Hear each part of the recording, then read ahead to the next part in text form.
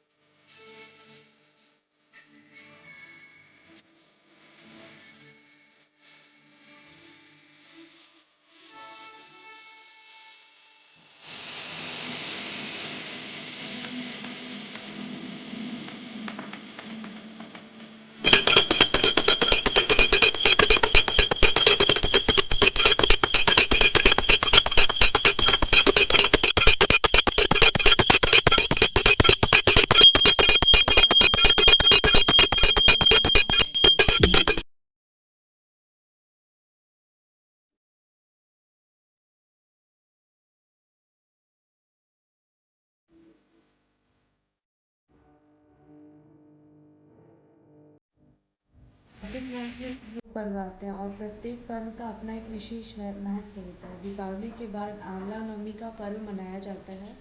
आंवला नवमी शुक्ल पक्ष की नवमी को मनाई जाती है। इस खास दिन आंवले के पेड़ की पूजा की जाती है।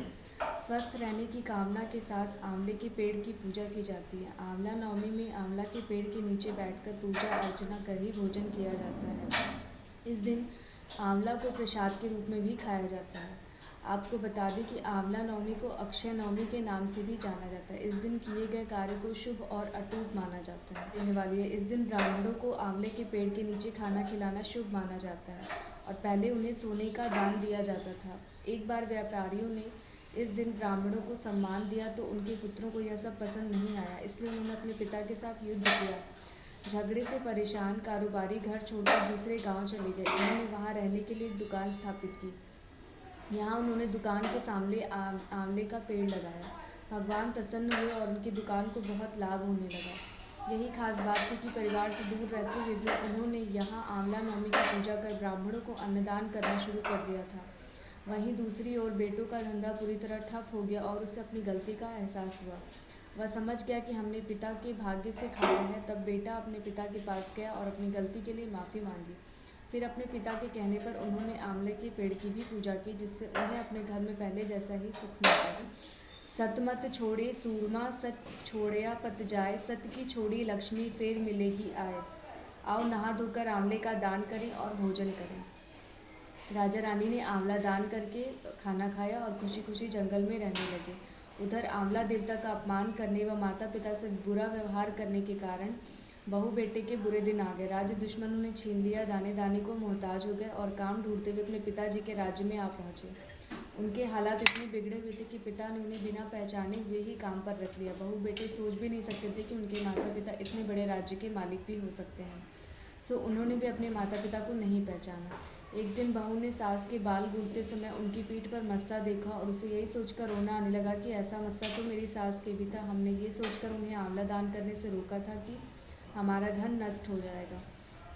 आज वे लोग न जाने कहाँ होंगे। यह सोचकर बहू को रोना आने लगा और आंसू टपक टपक कर सास की पीठ पर गिरने लगे। रानी ने तुरंत पलट कर देखा और पूछा कि तू क्यों रो रही है। उसने अपनी बात बताई और बताया कि उसकी पीठ जैसा मस्सा मेरी सास की पीठ पर भी था। हमने उन्हें आंवले का दान करने से मना कर दिया था, इसलिए वे घर छोड़कर कहीं चले गए।